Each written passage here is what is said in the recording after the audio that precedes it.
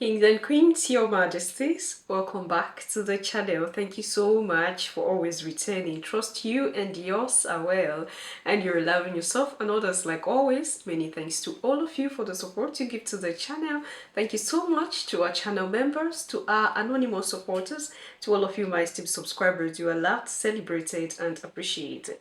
Many thanks to Mega Root Boy for the support, for the super thanks gifted to the channel. Thank you all so much, Your Majesty. So today, I want us to still talk more about the presence of military bases in the continent of Africa. I feel this cannot be overemphasized, right? Because when you look at the conditions that I think the other video, if you have not watched that, you can go back to watch that video.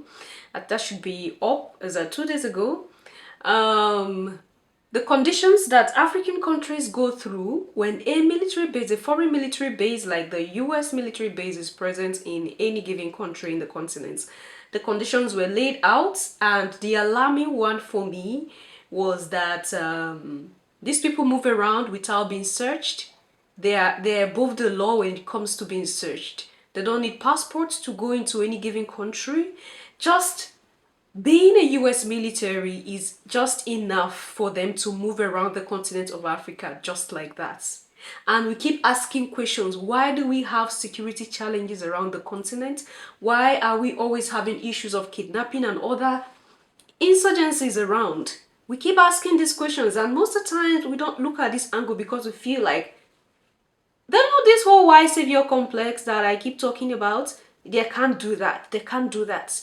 These people that move around with all this ammunition, these rebel groups, I keep asking, how did they get to all these ammunitions? Most of the time you look at what they use is even more advanced, more powerful than what our own security personnel in each of the countries in the continent use.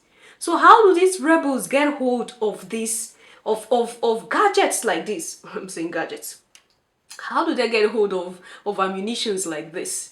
This doesn't come to mind. Our attention will not go to this angle because we never expect. A lot of people don't even know that these are the rules that has to be laid before a base is created or a base is opened in any given country. A lot of persons don't know these things, Your Majesties.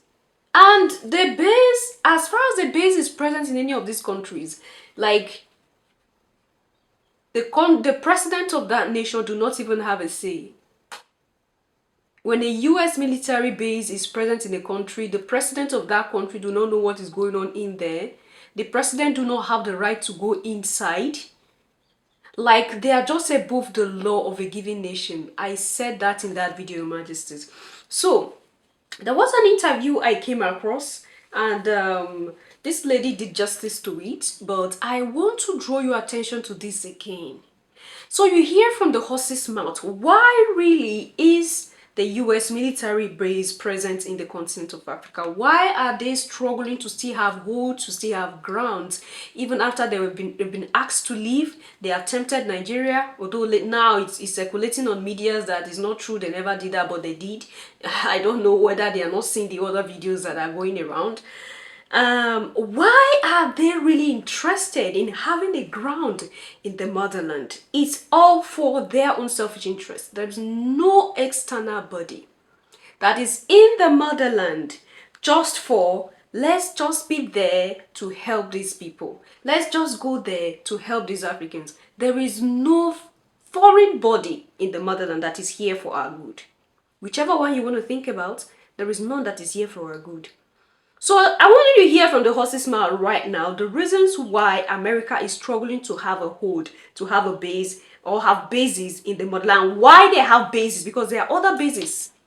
We talked about what's the name of this country last time. The government said it's not true, but the US Army said they are there. Okay? The US Army said they have a base there. The government came out and said it's not true.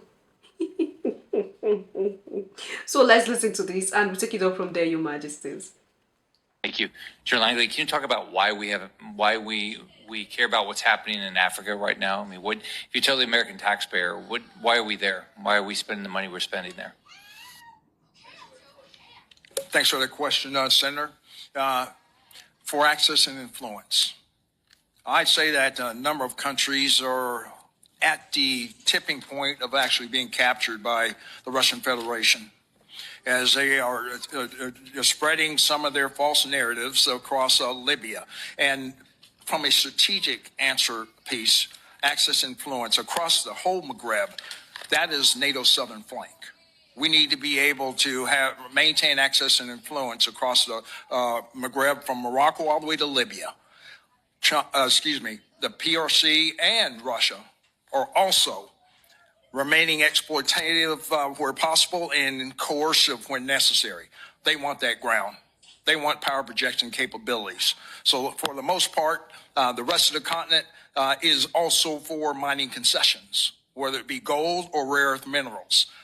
Both of them have a long-range plan. But I think at the accelerated pace, Russian Federation is really trying to take over Central Africa as well as the Sahel. So, Senator, right now, China has a plan, a long-range plan, but they're coming in with their Belt and Road initiatives. But I think they do have global aspirations for a security construct to get a decisive advantage over the United States. We need activities and investments to deter that, especially engaging with our partners, our African partners, and telling them to ensure that they're not militarized. So this takes information campaign that's successful, but also assurance actions of building partnership capacity where they won't need China in their false offerings of security construct. Thank you. When the U.S. Marine Corps general was called for a testimony to the U.S. Senate, nobody knew he was not trained to hide sensitive information. In his testimony, he revealed everything the U.S. has planned for Africa. He said that Russian and China's influence in Africa is increasing, and so, to prevent that, the U.S. will invest more in establishing military bases. Even though Russia and China are better alternatives for African countries because they offer mutual benefits, the general revealed that the U.S. needs to make African countries threatened by them. It's because only then will African countries allow the U.S. to keep the military bases and establish more without any scrutiny. All right, Majesties, you have heard that with your ear, okay? They have told you categorically the reasons why they are struggling to be in the motherland. And this is truly the Scramble for Africa remix. It's coming back. You know when I say Africa is like the bread that they are fighting for? The world powers are fighting for Africa. Like, you know, when you give your children a piece of bread, just one loaf, and you didn't divide it accordingly, just sit back and see how they'll drag their life out of the bread. This is exactly what is going on. So America is in the continent, or they are still finding their way to have more places, more powers in the continent because they are in here for access and influence. Okay? So those gullible Africans that think that the West always have Africa's interests at heart, they just want to help Africa. I hope you have heard from the horse's mouth that their presence is for access and influence. Is it not the same China we spoke about some days ago? Majesties, there is no foreign body. There is no foreign body in the motherland that are here solely for the interest or for the growth of the motherland. They have their own interest. So when we are playing a game, we have to play this game well. Okay? When we are doing anything we do, we have to put this at the back of our mind always, that no one got our backs except ourselves. And that's why you see me, I keep emphasizing on the love of ourselves. I'm not saying you shouldn't love other people. That's not what Abigail is saying. Abigail is only saying that you should pay more attention to your brother, to your melanated king and queen. Because when push comes to shove, I keep saying this, no one is going to be there for you. Except the ones that look like you. Their interest in Africa is never for the progress, the sole progress of Africa. Is never. They have ulterior motives. They have reasons why they are here. You get it? Just imagine what they have been milking out of the motherland all these years that they have all these numbers of bases in the continent of Africa. Okay? Just imagine. It's just recently, about 3 years ago, when the Sahel started rising, that they started kicking out some of these bases If not prior to that time, just imagine what's the havoc that have been done to us through these people. And we had leaders then. What were these leaders doing? Okay, so these are questions that sometimes come to mind. When you have someone sit at like in a public gathering like this and open his mouth and tell you, and the pain I have, where this thing is really entering me is that this is a melanated that should, think about their other like their cousins across the waters. And this is always what they do to us. They use our own to destroy our own. They know fully well that he can be the one that can bring strategic plans for them to actualize their dreams. Because they know we have something in connection. And that's why when you see all these positions, it is a melanated they put there. And then they give order. Look for a way to do this for the interest of our people. Look for a way to do this. And that's why when you look at the entertainment industry, it is melanated that they are using for most of these, their rituals and most of these, their things, their devilish things that they do. And that's why they cause enmity between the Africans in the diaspora and the Africans at home. They give you reasons why those in Africa don't love you. They give reasons to the Africans at home. Oh, those in America don't love you. They don't even care about you. They bring out these things, they propagate it on mainstream media. They cause enmity between us so that we can be farther apart. Because the farther apart we are, the more successful they can be. Just imagine that we are united. Just imagine that those in the diaspora and those at home have one mouth, we are united. This was the dream of Marcus Garvey, Your Majesties. These have been the dream of all the Pan-Africanists that have existed before us. And this will never stop being the dream.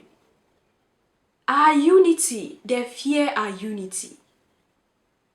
They fear our unity. When are we going to love ourselves unconditionally as the melanated?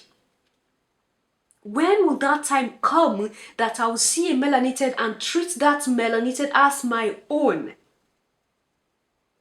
When will that time come that even if I'm in a position where they want to use me, I will look for a way to still protect my people? When will that time be? Your Majesties, that's a king seated there, giving the plans of how their interest is to do what? Come to the motherland to have access and influence over the people. Competing with Russia, competing with China to have a space. And I believe he is the one that brings the strategy. Their own is to sit there, pay him a good amount of money, and it's good. This is what we keep doing to ourselves. Okay?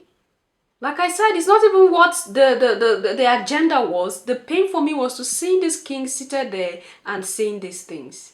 And we have a lot of them. A lot of them in politics.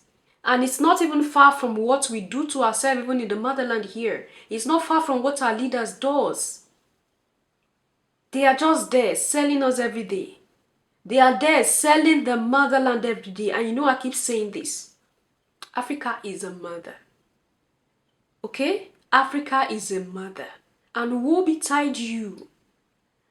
Okay? Woe betide you that feel like the end result, the only solution out, the only way out is to sell your mother. It's a curse. It's a curse. Anyway, I felt like following this up with you because now that they are out of the Sahel, and they tried Nigeria, and Nigeria themselves, Nigeria itself is not stable at this point. I believe Jagaban would not want to even start something like this because it's going to agitate for a military takeover. Because people will be like, no, we don't want this. The country already needs some serious homework done, and accepting this is going to be like, you really don't know why you were there. There are lots of opponents right now that are ready to kick Jagaban out. And I think this is the reason why he decided to be, to just go slow with this thing and told the media that they are not accepting. Okay? Now that Niger had succeeded in kicking out in America, they would not just go. They would look for a place. You will hear tomorrow that something has happened in one corner. Now, I don't know which of the presidents among these 55 countries that will accept these people to come. I don't know. Or maybe they'll just pack themselves and share themselves among the already existing military bases that they have. Maybe that might be their end source. I don't know. It's quite unfortunate, Your Majesties. I hope we see the picture of these things. I hope we understand that this is not for our good. We should be working to kick out the bases, not to keep accepting more. Mind you, when they come, they will tell you all the sweet things. They'll act like, oh my goodness, they are the slaves. They are the ones coming to serve you, because this is what they tell the people. The average African believes that the US Army or the US base is in any country because they want to protect the country. If the US base is in any country, is because they want to protect that country. This is the thoughts of the average African person. Okay, so it's not left for us who understand these things to push this information to them. No, there are other things behind. Your Majesties, there are other things behind, and the earlier we do these things to inform ourselves and be ready, the better for us. I'm going to see you in my next one, Your Majesties. Until then, love yourself, love others, stay safe, stay positive, always, Your Majesties. Bye for now.